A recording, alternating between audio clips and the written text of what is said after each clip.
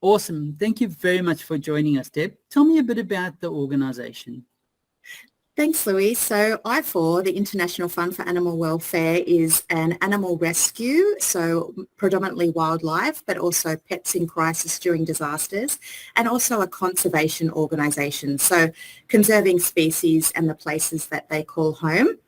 We were originally founded in 1969, and our first campaign was to end the Canadian seal hunt, which we've made great headways.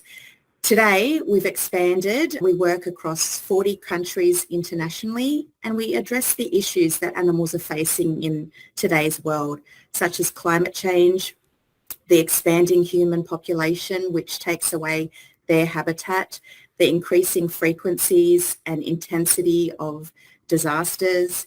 In countries like India and Africa, we address wildlife crimes such as poaching, and basically the human-wildlife conflict that goes on even in Australia. So our real mission is not only just to help animals, because by helping animals and making them thrive, we're helping people and the state of the planet, because we really cannot survive with flourishing ecosystems, and animals really do help make that work. So that's sort of us in a nutshell.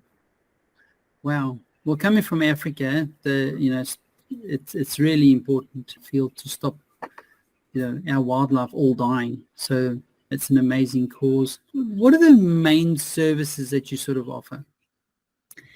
Yeah, so as I mentioned, we're here to help animals, but we really do engage communities. So what we want to do is we rescue animals, so whether it's from disasters or whether they've been displaced or orphaned because their parents have been poached. We then rescue these animals. We then rehabilitate them to good health. So we have elephant orphanages in Zimbabwe and Zambia. We've got koala veterinary hospitals here in Australia. And in Tasmania, we work with another wildlife veterinary hospital, because I'm not sure if you're aware, but Tasmania has the highest amount of numbers for animals that killed or injured through roadkill. So we rehabilitate those animals to health. The reason we focus on each and every individual animal is because that they contribute to the population, and then obviously the survival of the species. We also do the whole story, so not just rescue and rehabbing animals, but we release them back into the wild, and then we restore and we protect those habitats, because we don't want to release them back into a compromised habitat.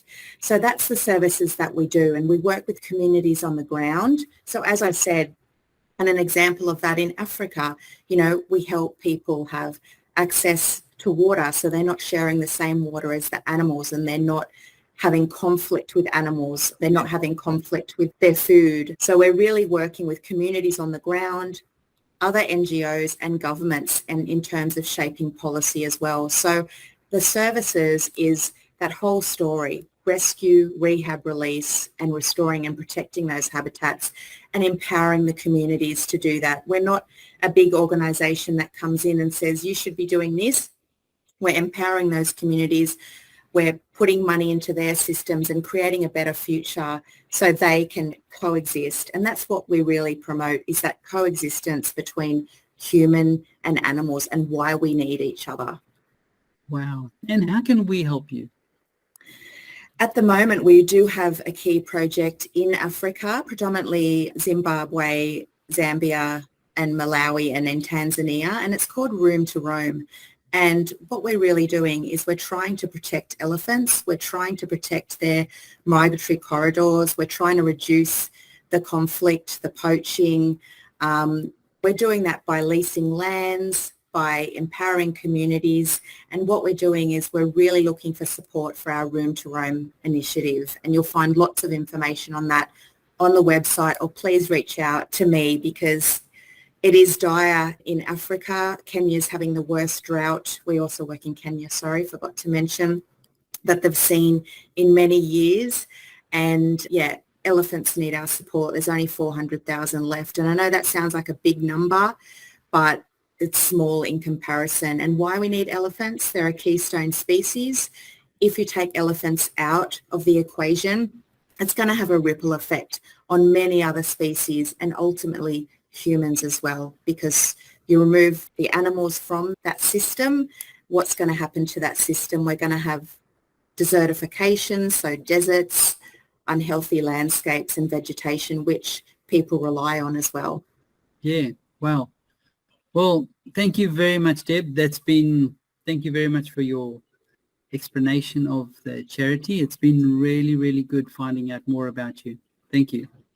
Thank you so much, Louis, and thank you, everyone.